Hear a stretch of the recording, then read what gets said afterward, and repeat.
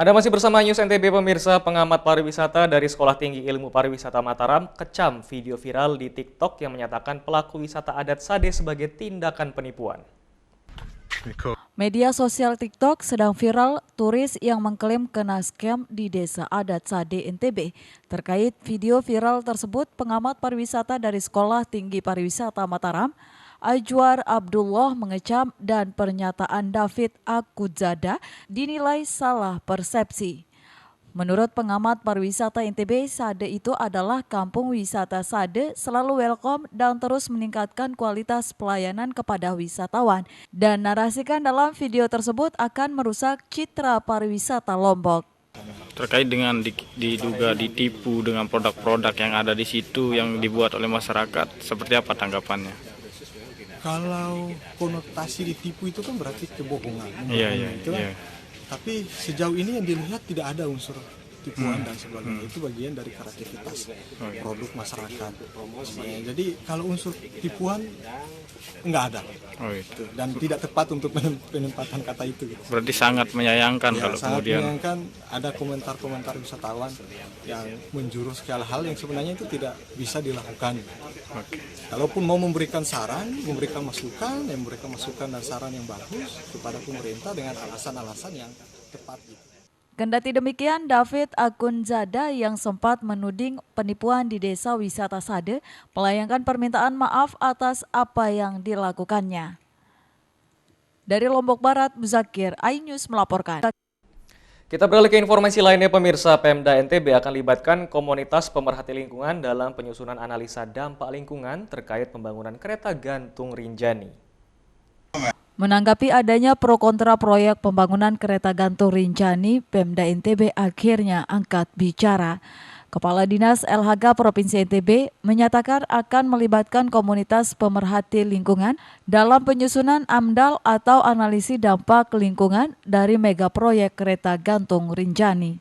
Ini kan harus diperbanyak dialognya. Gitu. Iya. Harus diperbanyak dialog, toh juga proses ini kan sedang berjalan. Dan kemudian pengusaha kereta gantung ini kan tetap merujuk kepada regulasi-regulasi yang memang disediakan oleh kehutanan. Kira itu.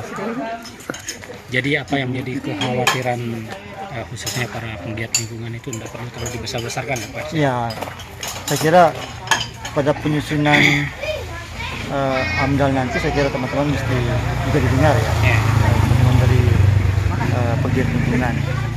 Jadi sebenarnya masukan-masukan mereka itu sebagai antisipasi ke depan. Agar itu disiapkan antisipasi. Proyek pembangunan kereta gantung Rinjani Pemda NTB gandeng investor dari Cina.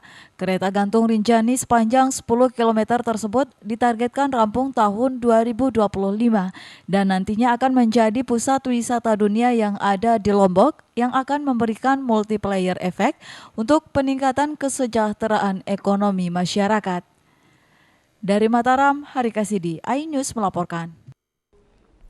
Pemirsa, RSUP NTB targetkan operasi bedah jantung secara mandiri pada tahun 2024 setelah berhasil melakukan operasi jantung pertama pada 16 Desember 2022 lalu.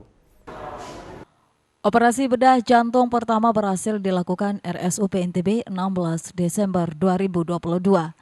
Operasi yang memakan waktu 2,5 jam ini dilakukan oleh tim dokter RSUP NTB dibantu oleh tim dokter Harapan Kita. Dirut RSUP NTB menyatakan operasi pasien penyakit jantung selama ini dirujuk ke Jakarta atau Bali dan tahun 2024 RSUP NTB targetkan bisa melakukan operasi mandiri dan menjadi rujukan operasi jantung bagi Indonesia Timur seiring sejumlah dokter masih sekolah spesialis. Kita tentunya kan dari 200 per tahun itu kan tadi sudah disampaikan ada 200 pasien yang harus dirujuk keluar.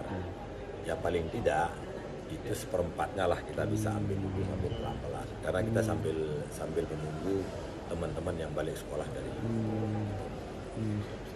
dia dengan setelahnya rumah sakit ini dia bisa menerima rujukan dari mana aja. Oh iya, bisa. Indonesia Timur maksudnya. Bisa makanya ini yang perdana ya mungkin nanti dari NTT atau mungkin dari sekitarnya karena kalau misalnya di Bali banyak gitu antrian, dia bisa kemari. Oh, bisa kesini. Dan ini kita sama-sama jejaring, jadi bisa ngoper di Bali, ngoper ke sini atau kita dioper ke Bali di mana. Jadi artinya yang kalau saya sih bersyukur sekali bahwa NTB ini walaupun di perifer, artinya di pinggir, kita mampu berbuat banyak untuk masyarakat Utara. Operasi perdana ini selanjutnya akan diikuti 6 pasien operasi jantung dengan masa pemulihan sekitar 7 hari. Saat ini RSUP NTB memiliki 7 dokter spesialis untuk menangani penyakit kardiovaskuler seperti jantung sehingga cukup melakukan operasi bedah jantung sendiri. Dari Mataram, Vinka Andini, iNews melaporkan. iNews NTB akan segera kembali, untuk itu tetaplah bersama kami.